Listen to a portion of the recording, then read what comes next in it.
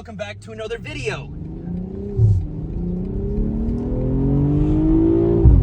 Today I have with me the 2023 BMW M440 Grancoupe. 389 horsepower coming from a 3-liter inline-6 called the B58. BMW's sauce and potatoes, and probably one of the best engines that they have ever made. This car is very, very fun. It's got mocha leather interior, mocha Synthetech interior, and today I'm gonna be giving you guys a quick tour and taking you guys on a little bit of a test drive with it. This vehicle is not brand new. This vehicle came out in 2022 as kind of a hatchback type version of BMW's M340. The M340 handles absolutely phenomenally, and you could expect kind of with the M440 that it's going to handle accordingly. It's got a dynamic chassis with a hatchback style design for a little bit more space, and it also has a very nice sounding exhaust. Downsides of this is that it doesn't have BMW's new curved display, which, depending on who you ask, is probably a benefit. So, I mean, let's talk about kind of the cool things with it. So this car has the adaptive M suspension, so which lets it kind of lean into the corners a little bit. The exhaust note isn't quite as good as the 2020 M340 version. However, it still sounds pretty good. There's a little bit of cabin noise kind of piped in, but it's not to the point where it's abrasive because they do a good job of trying to bend it in with the rest of the vehicle. Inside of here, you can see the brown Synthetech seats are actually really nice, and you can actually get these with ventilated seats without having to option for the leather option, which is really nice. Unfortunately, with the Synthetech, you do miss out on the option of having the adjustable side bolsters, but it's not that big a deal if you're just looking for a daily driver, because I personally do prefer the Synthetech seats over the leather seats as far as the comfortability, just because I feel like they're gonna wear a little bit better. And I've seen these cars with 30,000 miles on them now, and they're really not that bad.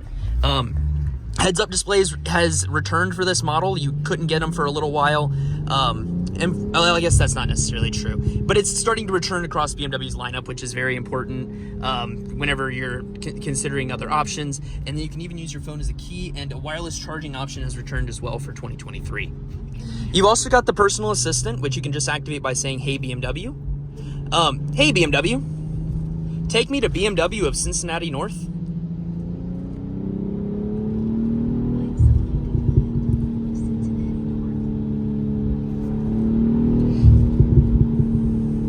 Wonderful. And then start guidance. So it works incredibly well, and then the car has the ability to predict the time of GPS based on traffic patterns and those sorts of things. This is also an all-wheel drive model, so even though it's kind of wet and gross outside, it really does still handle really well, and it's got an excellent ability to turn in. Compared to an M340, this car is a little bit less tossable. Hey BMW, cancel guidance. It is a little bit less tossable than the M340 because it does kind of feel like a little bit of a longer wheelbase, but turns in excellent, and the adaptive suspension makes a huge difference. The big question that you're probably wondering is, if the M340 is so good, why would you get one of these? Well, it does have beautiful frameless style windows, which are really, really cool. It's got a new shaved door handle design that the M340 doesn't have to kind of differentiate it a little bit from the other model. And if you need a hatchback and you need a little bit more space for rear legroom, this car does feel a little bit roomier in the back of in the rear cabin.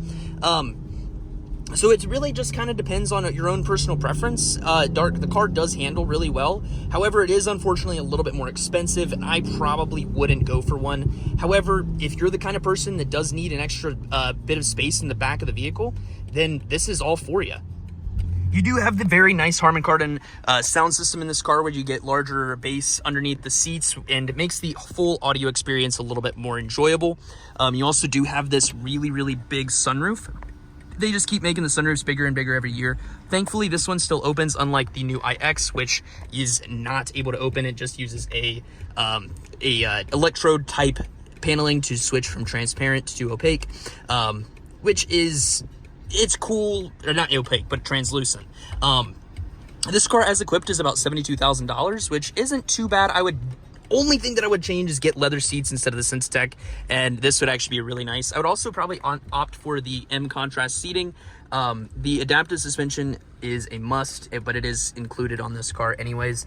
I will, once I get back to the dealership, I will do a quick little walk around, and I'll do a finalization of today's video. I would like to point out that I'm probably a bit biased because a lot of people that I find that buy M440s or the 4 Series Grancoupe style vehicles are a little bit taller than me, and I like sitting down really, really low in cars, and the M440 has a freaking ridiculously low seating position, which leads me to have to put the car up and not getting in quite the ideal position. It also makes the entry and exit point of getting out of the car a little bit precarious for me because it kind of puts me in a position to bonk my head.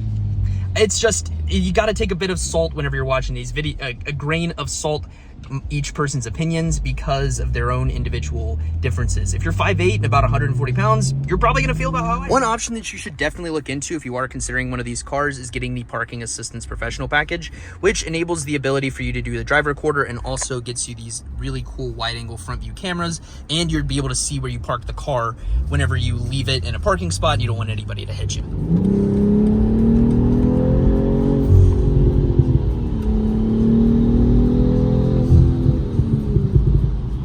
Another nice thing about the new vehicles is that the heads-up display will actually tell you whenever you've got your turns coming up. So I've got a turn coming up in 3/4 of a mile. So it's telling me that I need to get over 2 lanes in order to get to the correct position to merge easily and safely.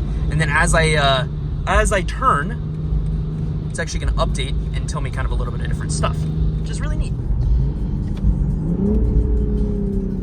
In conclusion, if you have to have a hatchback and you are in the market for a agile, quick, fun sports car, the M440 is a great option as opposed to a more traditional sedan type vehicle. Personally, I probably would go for an M340 and rear wheel drive. However, if you are looking for a great car, this thing handles absolutely phenomenally. But without further ado, guys, thank you so much for watching, and I'll see you guys next time.